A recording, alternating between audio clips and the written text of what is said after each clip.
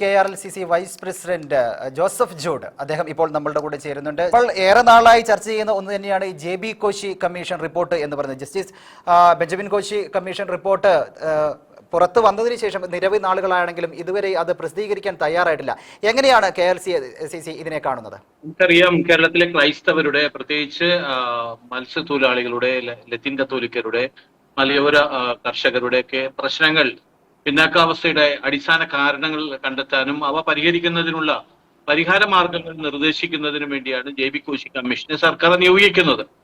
സർക്കാർ JB Koshy commission വളരെ വിശദമായ പഠനങ്ങൾക്കും ചിന്തകൾക്കും ശേഷം റിപ്പോർട്ട് സമർപ്പിക്കുന്നു. 2023 മെയ്യിൽ സമർപ്പിക്കുന്നു.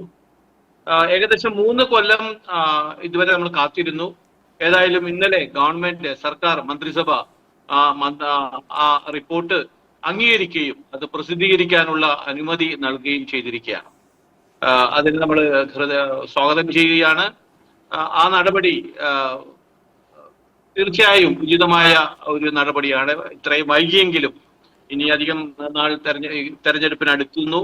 അധികം നാൾ ഈ ഗവൺമെന്റിന് തുടരാനാവില്ല. എങ്കിൽ പോലും ഇതിന്റെ പ്രക്രിയയിൽ ഇത് വളരെ ഒരു പ്രധാനപ്പെട്ട നടപടിയാണ്. അത് അംഗീകരിച്ചത് വളരെ നല്ല ഒരു കാര്യമായിട്ടാണ് നമ്മൾ വിലയിരുത്തുന്നത്. ഓക്കെ, തീർച്ചയായിട്ടും അങ്ങനെ തന്നെയാണ്. പക്ഷെ അങ്ങ് പറയുകയുണ്ടായി, തെരഞ്ഞെടുപ്പ് അടുത്ത് വന്നിരിക്കുന്ന ദിവസങ്ങൾ മാത്രം അല്ലെങ്കിൽ മാസങ്ങൾ മാത്രം, വിരലെണ്ണാവുന്ന ദിനങ്ങൾ മാത്രമാണ് അവശേഷിക്കുന്നത്. അതിനു മുമ്പ് വോട്ട് നേടാനുള്ള ഒരു തന്ത്രമാണോ? ക്രൈസ്തവരെല്ലാവരും നമുക്ക് വോട്ട് ചെയ്തു കൊള്ളട്ടെ, ഞങ്ങൾ എത്രയും പെട്ടെന്ന് തന്നെ ഈ റിപ്പോർട്ട് ഇത്രയും കാര്യങ്ങളൊക്കെ ചെയ്തിട്ടുണ്ട് എന്ന ഒരു പറച്ചിലാണോ ഇതിലൂടെ കാണേണ്ടത്?